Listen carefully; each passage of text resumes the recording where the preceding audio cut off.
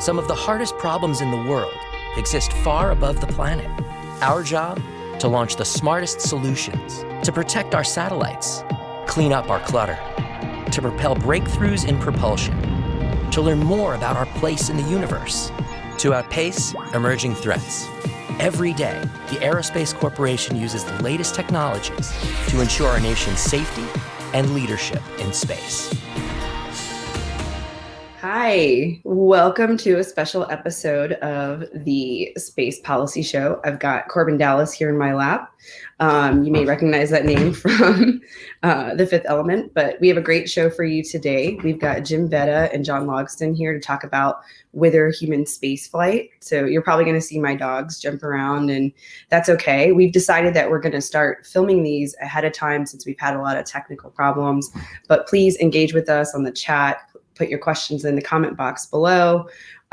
Really quickly, I'd like to talk a little bit about John and Jim and their background. So Dr. John Logsdon is a professor emeritus at George Washington's University, Elliott School of International Affairs, where he was the founder and longtime director of GW's Space Policy Institute.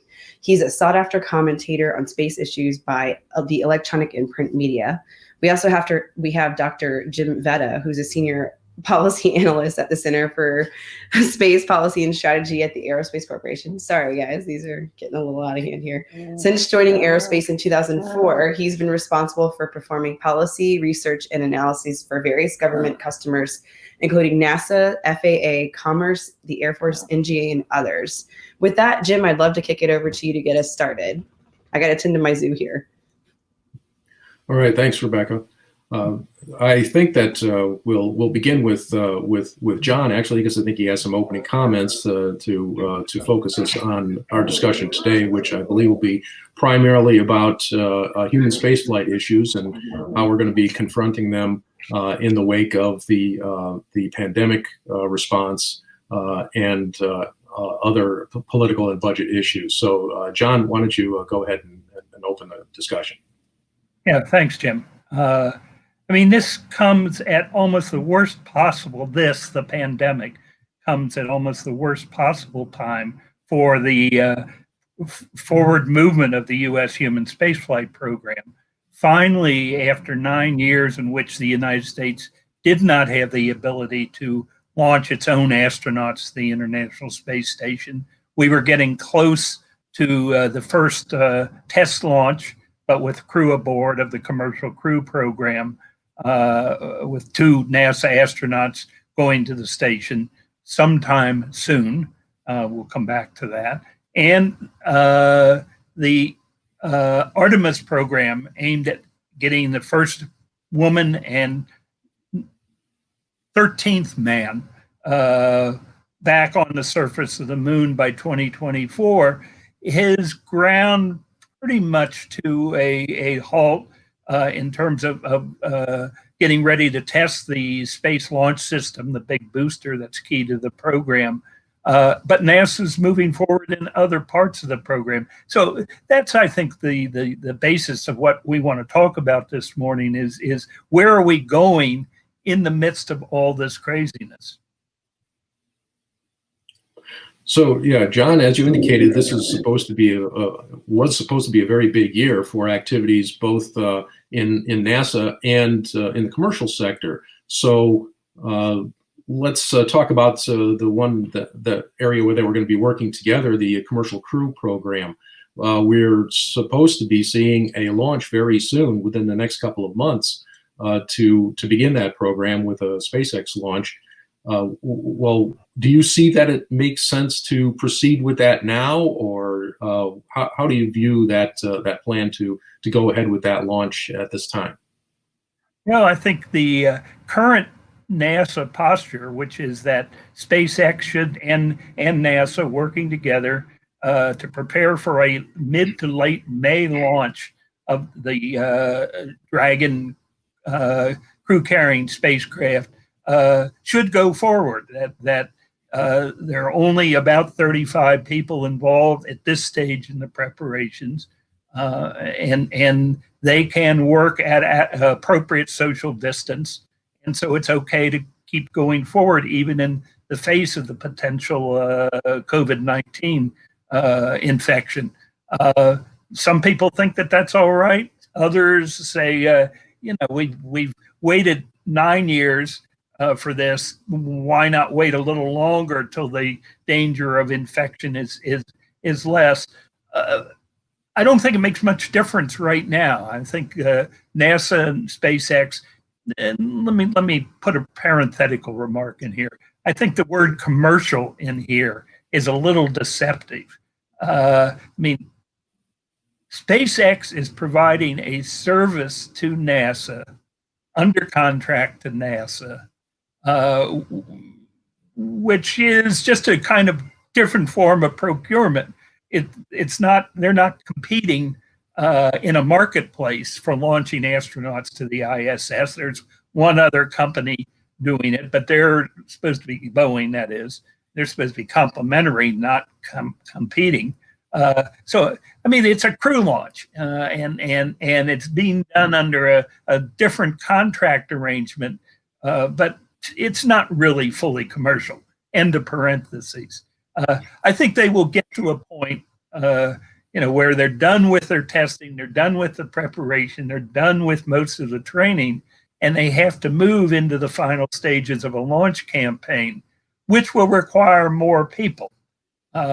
I think there's a decision point there that says, well, we had hoped things would have kind of calmed down, but they haven't, so we're going to defer. Or things may calm down enough to go forward. Then the question is, do you have a launch with everybody watching?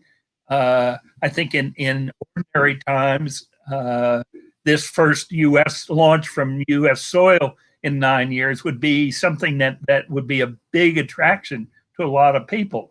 Will the public be allowed to watch in the roads near the Kennedy Space Center? Will the press be at the press site? Or will it be like playing a baseball game in an empty stadium? I mean, you'll only the people essential to the launch will be there, but that involves a lot of people sitting fairly close to one another in the launch control room. So I think we should kind of wait and see. Why not keep moving forward as long as it doesn't really increase the exposure, the danger to the people working on the program. But clearly at some point, NASA is going to have to make a decision on balancing risk and gain on whether to go forward. And of course, there's really two factors to this pandemic response that affect NASA. One is the actual delays that we're experiencing now as people practice the social distancing. And then the other factor is going to be what are the both short-term and long-term effects of this economic downturn on the federal budget. Would you like to comment on the situation with the long-term outlook for the budget, and maybe compare how things were looking before the pandemic experience and how they look a little different afterwards for NASA and its exploration plans? Well, sure. First of all, it's not only a long-term thing, it's a short-term thing. NASA doesn't have a budget. I don't think budget is passed for this fiscal year. I may be wrong on that. Certainly, they don't have a budget beginning October 1st of this year for the next fiscal year. And the Congress has more or less disappeared like everybody else and hasn't decided it can do virtual voting, virtual hearings. So the whole process of the operation of the government has pretty much shut down, except for what happens inside the White House, right, on a day-by-day basis. So the Trump administration had asked for a $3 billion increase in the NASA budget over the next couple of years to fund the lunar lander that's essentially in the 2024 and subsequent dates. That budget has not been reviewed and approved. So NASA can't really, as far as I can see, let contracts for the landers. And if they can't do that, they can't start the development. If they can't start the development, never going to get through development and testing in time to be on the moon 4 years from now. So how this impacts the program as planned is one question. A second one is whether the public and the political community will be willing to put lots of money into something as expensive and, frankly, as discretionary as human spaceflight in the face of all the other demands that will be on the federal budget coming out of this trauma. So I think that we're in a period of extremely high uncertainty. So looking at the budgets as they're proposed right now, as you mentioned, there's about a $2 billion increase asked for FY21, another $2 billion for the year after that, and at least another $1 billion additional for the year after that.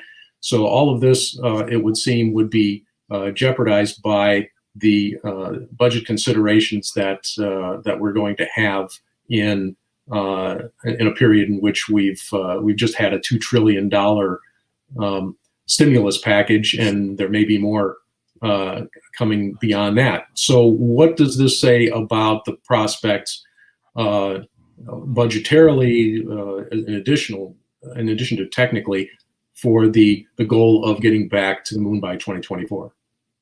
Well, let me take a step back historically, Jim, and remind the viewers that President Trump's call for return to the moon is just the most recent of a series of calls. Back in 1989, President George H.W. Bush said, let's return to the moon, this time to stay, then a manned mission to Mars. Bill Clinton was not a human spaceflight enthusiast, and he basically, first of all, President Bush's initiative was more or less stillborn because the Congress didn't provide any money to begin to carry it out. Bill Clinton removed from the national space policy the statement that it was a goal to extend human presence and activity into the solar system. Then after Columbia, George W. Bush said, let's get back to the moon by 2020. Started the Constellation program, and we never built any hardware except for the Orion crew-carrying spacecraft, which is still with us. Then Barack Obama in 2010, in fact, 10 years ago yesterday, or April the 15th, said, well, we've been to the moon, let's skip the moon and go to Mars. But first invest in game-changing technology. Congress said no to that. They said build a big rocket, the Space Launch System, and we've been doing that. So here we are, Trump in 2017 made the moon back an object of our human spaceflight program. My question, with that kind of historical track, is Trump's initiative just going to be another failed initiative? Or are we so far down the line in building hardware, creating public expectation, creating industrial interest, economic interest, that whatever happens as we come out of the pandemic situation, the program will continue at some pace towards an eventual lunar landing? I don't see any way we make 2024, but that was an artificial date in the first place. So I don't think that's a big deal. But, are we going to quit? Or we've got a fair amount of hardware sitting there, or are we going to just keep going? So NASA's original plan prior to this administration's intervention was to get back to the moon by 2028, and this accelerated the program and essentially divided it into two parts, in which the fast portion would get us to the moon by 2024, and then the sustainable portion would come afterwards. So what do you see as the prospects for that sustainable portion?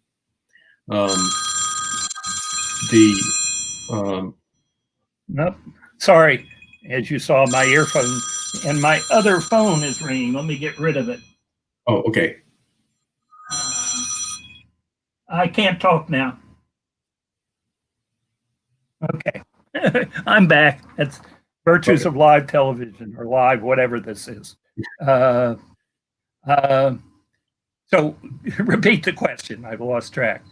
So the plan now has been to kind of split it up into two programs, the latter being the sustainable one. So how are things change now? I mean, if the 2024 date proves to be not achievable, do we go right to our sustained plan, which essentially takes us back to what NASA had anticipated in a return by 2028? Well, I think there's another variable in this, which is that NASA's leadership of its human spaceflight program changed in December.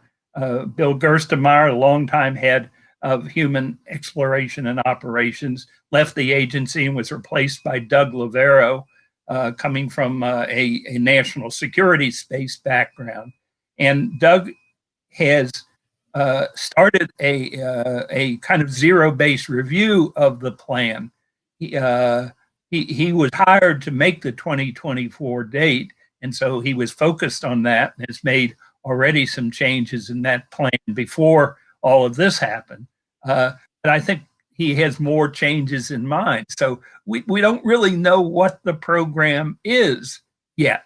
But he did now a couple of weeks ago announce that for the 2024 mission, the so-called Lunar Gateway was no longer part of the hardware and part of, to use the jargon word, the architecture, that we were going to build a lunar lander that would be capable of going directly to the surface and not being assembled at a lunar orbiting space station called the Gateway. So where the Gateway is in longer term plans, if we've got a lander that's capable of going to the surface on its own, is an interesting question. Whether we build a more powerful upper stage for the SLS, as long as we've had this delay in the program, I don't see how anybody can say anything with certainty at this point in time, other than there has to be a fundamental policy decision.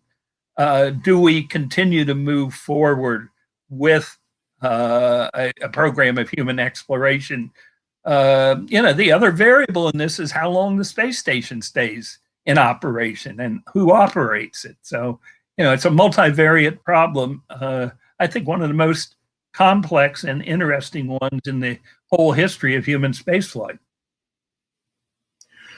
So, John, what's your view about the plan for sustained operations on the moon? Are we looking at something that is predominantly a stepping stone to the rest of the solar system, particularly Mars, or is the moon worth developing for its own sake? Where do you stand on that discussion? Well, I mean, there were 6 Apollo lunar landings. We didn't really explore the moon. We explored a relatively narrow band of the lunar surface, and all the ideas of valuable lunar resources, from rare metals to water, frozen water in the poles, is all more or less speculation at this point.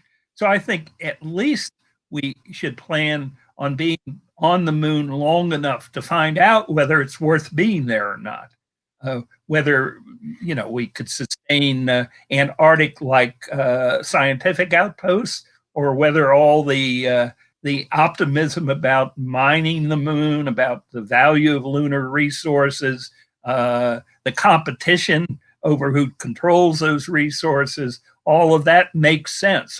So I think we should spend some time on the moon while we prepare also for initial missions to Mars, not just do another flag and footprints and a little more looking around on the moon before we set off for Mars. But I believe that Mars, as most people agree, is the ultimate destination for human exploration, with the moon as a step along the way.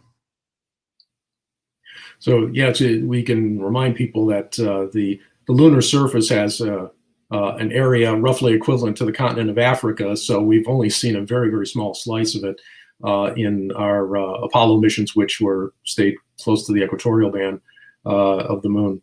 But you mentioned resources and figuring out how to cultivate those on the moon. Just recently, the president issued an executive order with the title "Encouraging International Support for the Recovery and Use of Space Resources." Now, so do you see anything new there, or a reinforcement of existing positions, or what do you think was the administration's intent with putting out that statement at this time? Well, if anybody's been paying attention, the content, the substance of that statement should not be surprising. It is a restatement of the position the United States has had for the past several years, when, particularly since the start of the Trump administration and the revitalization of the National Space Council. I almost view the issuance of this executive order as a result of the Space Council looking for something to do in this down period. It reads as if it were the negotiating instructions for a U.S. delegation to an international forum like the Committee on the Peaceful Uses of Outer Space, where these issues would be discussed. So I don't see in this declaration anything that people should get very excited about. I've heard from colleagues that a number of European countries are puzzled by this, don't know how to interpret it and how to react to it. To me, it's just putting down on paper what was already fairly well known. So since we're talking about the National Space Council and its activities, now we've had almost 3 years since the council has been up and running. Do you want to give a report card of how you think it's done, especially compared to previous incarnations of National Space Council?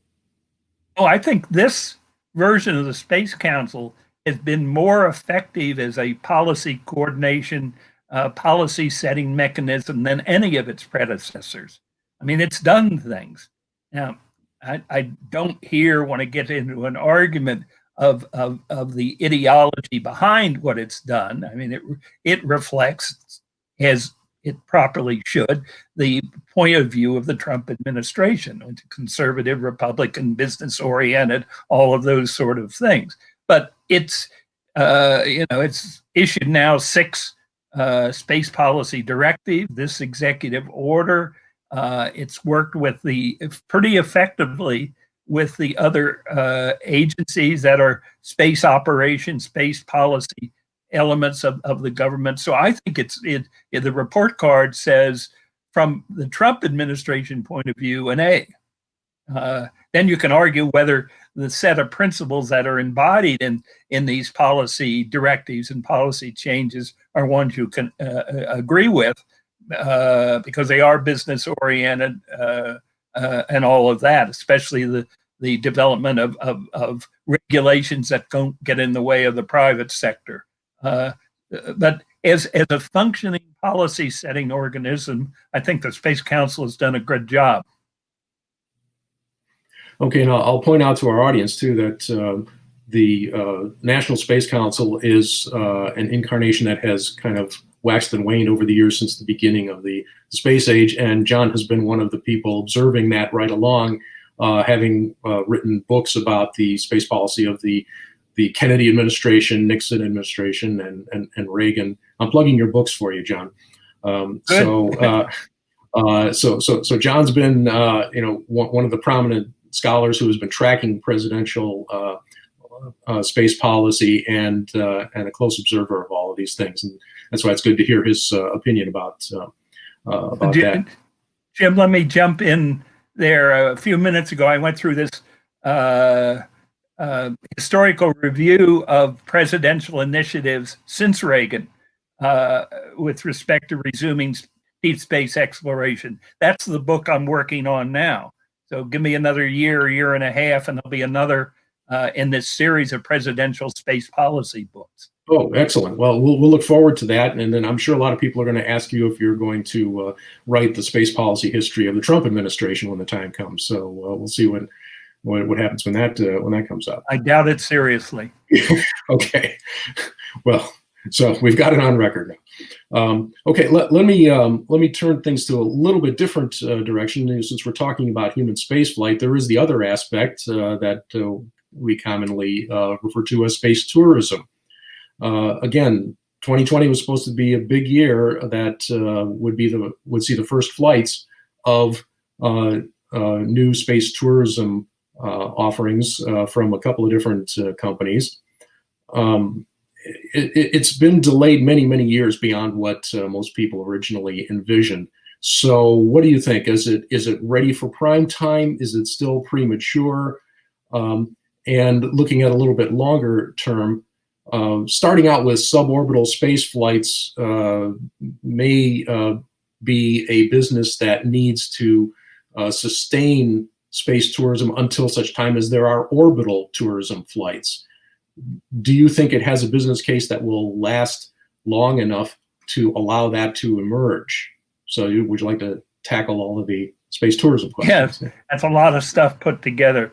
I was on the Columbia Accident Investigation Board in 2003, and one of my colleagues there, I won't cite him by name, but we were talking about Virgin Galactic and space tourism back in 2003, and he called suborbital space flight kind of an upside down bungee jump. It is very much a adventure tourism business, and whether there is enough of that kind of business to sustain an ongoing profit-making enterprise at a reasonable price point, because the people that do it once not likely want to do it 2 or 3 or 4 times. It's not like your summer vacation in Europe. So I'm a skeptic about the economic viability of suborbital space tourism. I notice there's been a diversification to the idea that you can do research in these brief low gravity flights. It's not just a tourist sort of thing. And I think that's trying to build a business case. We'll see. I mean, the first step is to get one or more of these systems off the ground and operating, which has been just a few months away every few months for the past 5 or 6 years. It's much easier also to do suborbital flights than to harness the energy to put a human or humans in orbit. I think they're qualitatively different technical undertakings. And I think we're a while away from affordable space tourism. Now, you have some very smart, very active, very wealthy people who think I'm wrong. Elon Musk, Jeff Bezos, Richard Branson. And, you know, I'm a pensioner and a retired university professor. They're billionaires. So who am I to say that I'm right and they're wrong? I'd like them to be right. I'd like space flight to become a widely shared experience. But I don't see it happening anytime very soon. So you mentioned the billionaire investors and the of course the three that have been most prominent have been Musk and Bezos and of course Sir Richard Branson. They have taken inspiration from some of the earlier space visionaries. In fact, Bezos frequently mentions that he was familiar with the work of Gerard K. O'Neill.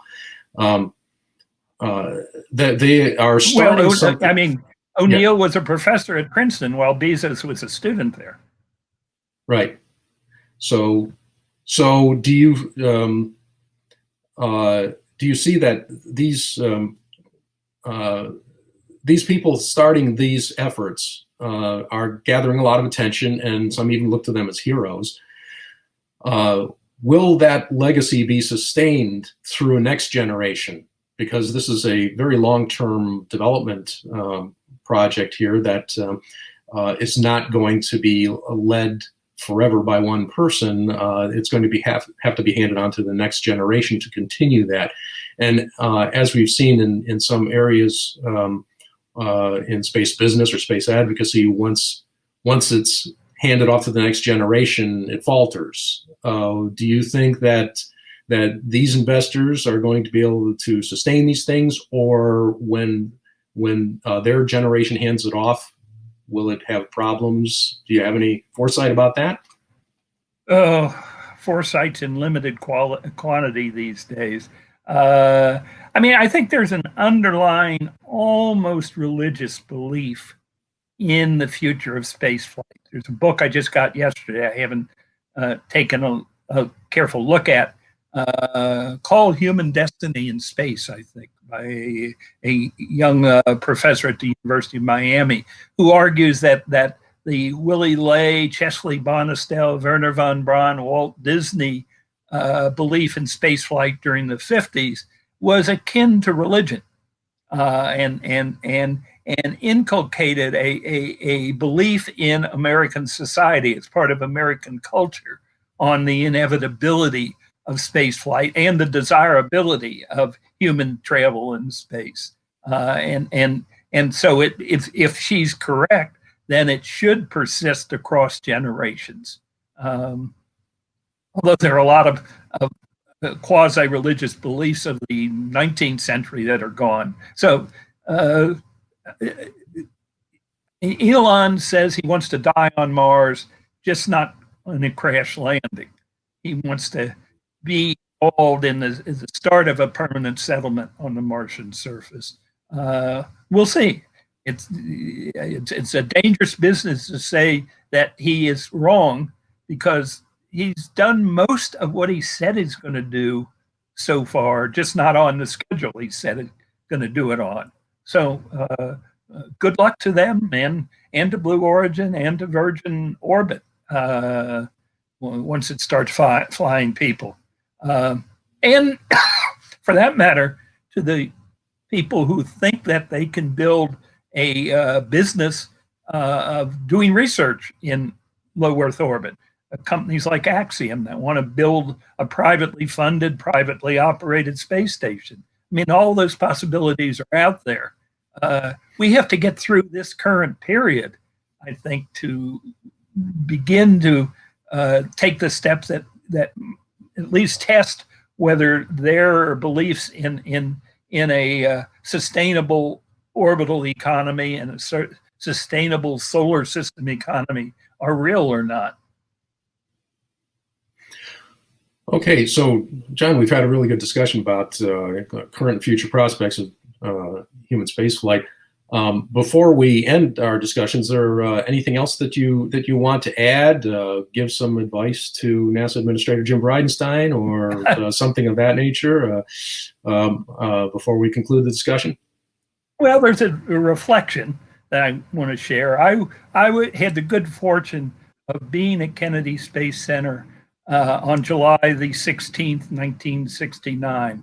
Got up early in the morning, had a press pass, went out to the operations and checkout building, stood in the crowd outside and watched three men in white spacesuits, Armstrong, Aldrin, and Collins, walk by me on the way to the moon, and saw them a few hours later launched on the Saturn V for their historic journey.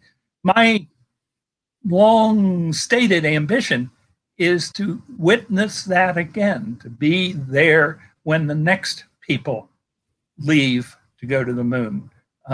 So I'm all in favor. The sooner the better. I hope it happens soon. I'd like it to happen soon. The analyst in me says, well, maybe. Well, John, hope you get your wish. And by the way, I was there with you on that launch of Apollo 11, except I was watching the TV at my home in Cleveland. But we all do it in our own way. So thanks, John, for joining us. And I think that our listeners have gotten a lot out of this. And I'll hand it back to Rebecca. Yes, thank you so much. Thank you both for being here. We really enjoyed having you talk. It was so interesting. For those of you who are watching, please don't forget, engage with us in the chat. We will have Jim and John engaging as much as we can tomorrow from 1 to 2. So if you have questions while you're watching this episode, please feel free to engage there. I'll also be there monitoring the chat as well. Thank you so much. And again, you can find us on aerospace.org/policy. Sign up for the latest updates, alerts, events. You'll see we've got a couple schedule changes, so definitely pay attention to that. And our next episode will be with Jim Vedda on the history of the future of space. So we look forward to having Jim back on Tuesday. And thanks again.